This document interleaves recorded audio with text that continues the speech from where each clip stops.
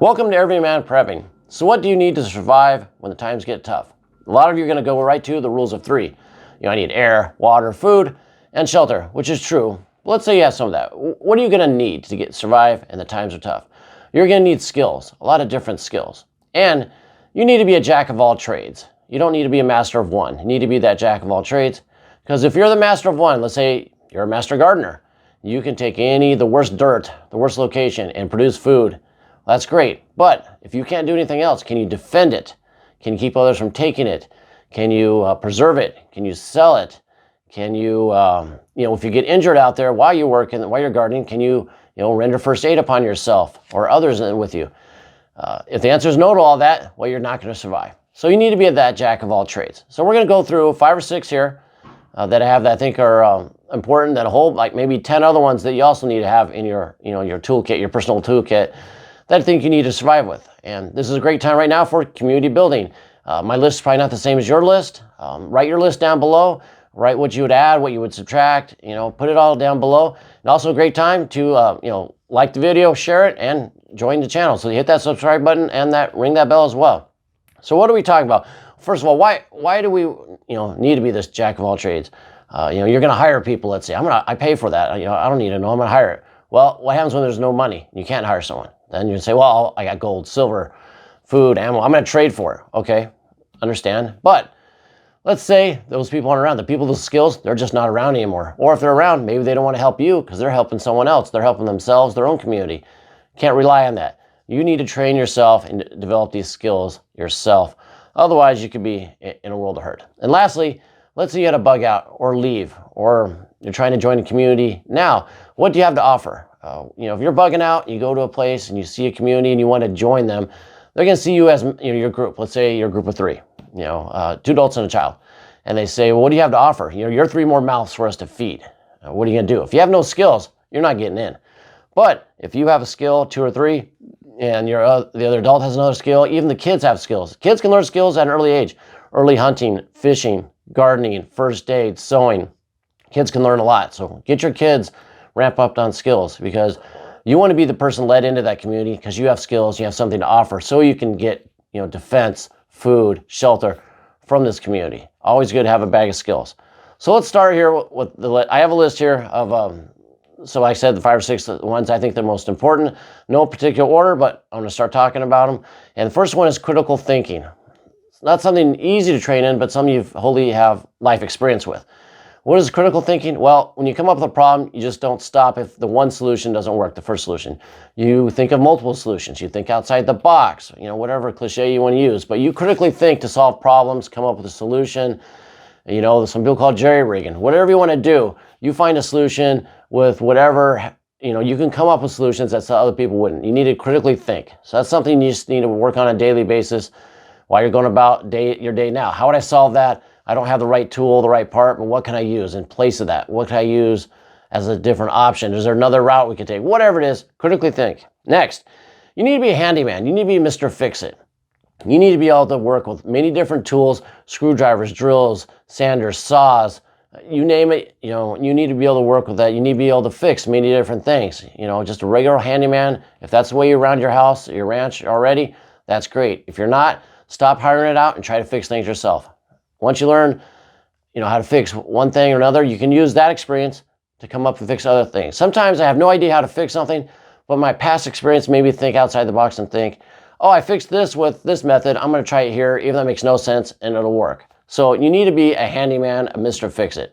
So stop, hiring out everything you do. If you can try to fit, there's YouTube videos on almost everything, obviously. Pick it up, whatever is broken, and try to fix it yourself. Become that handyman.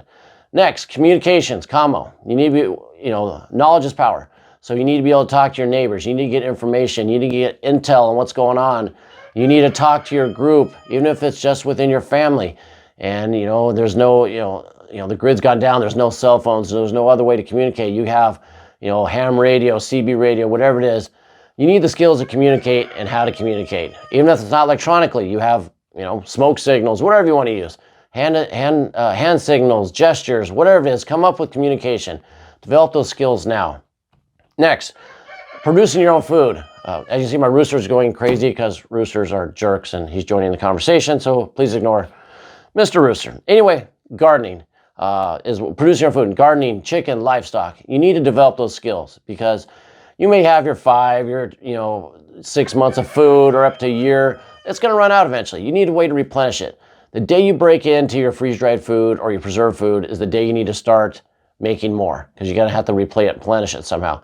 So get those gardening skills in. Get those chickens. Learn how to raise them, how to take care of them, how to hatch new chickens so you can have meat chickens, replace hens that die, all that stuff. If you can get into livestock of a pig or goat or whatever, do that. I think that's highly important. So look to grow your own food, raise your own food. That's going to be a very, very important skill that you're going to need to have. Next, medical first aid. People get hurt. You get hurt. Family members get hurt. Friends get hurt. You need to be able to fix yourselves. And this also goes with antibiotics. You get sick, to be able to treat that. There's many different books out there. I'll put one in the description below of a kind of a prepper's first aid manual. It's a really good one. I'll add that below. I've mentioned in other videos before, I'm teaching myself how to suture, to give stitches. And I bought a little kit. I didn't bring it out here with me, but I'll put that in the link below and you can practice yourself. It's got pretend skin. You learn to stitch, watch a video on YouTube and, from a doctor and learn to stitch. I've been doing that for myself. So have some first aid, medical training, take a class. A tourniquet should always be on you, all that good stuff. You can teach the kids as well. Everybody in the family needs to know first aid. What else do we have? Lastly, last most important one, self-defense of some sort. Whether that's your kinetic weapons, that's your fixed blades, it's your martial arts, your evasion techniques, your situational awareness. You need self-defense. You need to protect what you have that you've grown or your stores of food you have now, and you need to protect you, yourself, and your family. You need to have some self-defense training. There's a lot of different ones out there, but get some kind of self-defense training and make it ongoing. If it's a rifle pistol targeting, you need to keep up on that. If you're bow and arrow, do that. Like I said, whatever it is, give some self-defense training.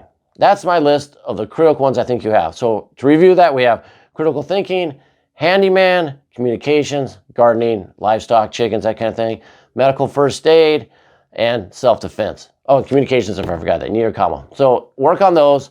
You get some of those down, you get those down pretty good, some skills in those, you're going to be a lot better off than 95% of the people out there. Now, what other skills can you use? Well, there's a whole bunch of them. Military, law enforcement, operation, tactics, procedures, defense, attack. Do you have those skills? If not, you can take courses, you can make friends, find if you have neighbors that were military, law enforcement. That's great skills to develop on that side, just, in part of the self-defense, but it's a little more involved with, military tactics. It's good to have. Hunting, fishing. A little harder. The reason that's not the main one is because, as the grid goes down, end of the world event happens, all the wild animals are going to be hunted very quickly, very fast. They're going to be out of here. So long-term strategy is livestock, gardening. But in the initial first term, if you want to stock up, hunting, fishing, very important. Solar power. Do you know how to work solar power? It's not as simple as just having some panels and a battery and inverter. No, you got to learn voltages, what works with what. Charge controllers. There's a lot to learn with solar. So if you can do that and acquire the stuff, you're going to have power and other people won't. So solar's a good one to learn. Water collection, whether it's rain collection, from a stream, a river, have some kind of knowledge of how you're going to replenish your water. Next, construction, framing. You're going to have to build stuff. You're going to have to repair things. Or you're going to have to board up your house. Do you have the materials to board up your windows in your house, secure your home? Make traps, whatever. Do you need to make a barn? Do you need to make a livestock shelter? Do you need to build anything? So construction, framing, just go out and practice. Try to build a chicken coop, doghouse, whatever. Start small and you can get bigger from there. Plumbing. You should have plumbing skills. What do you need plumbing skills for? Well, you need to, repair or fix things. You don't want to waste water if you have a water system and it's running, it's working because you have it on battery or generator. Well, if you have a leak, you're wasting vital resources. So get plumbing skills. Comes with that, electrical.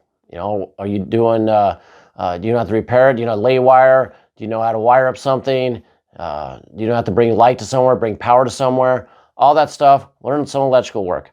Well pump, maintenance, making sure it works, what kind of power you need to pump that out if the main power goes down. Do Do you have a hand pump? Can you do it manually? Do you want one installed? So get some well pump that expertise. Next is sanitation. How do you, let's say, well, how do you keep that well sanitized? Do you have chlorine for it to put down there so it doesn't get weird diseases and everybody dies from cholera or E. coli contamination? Also, sanitation of waste. You know, people gotta pee and poop still, right? Gotta have a plan for that. What are you gonna do? You can't just do it in the house and have it stay there. If you have a septic, that's gonna work. If you don't, better find out how to do sanitation. So learn some sanitation skills. Also, when you're cleaning up, so you don't eat bad food, you don't get sick off that, you don't get dysentery.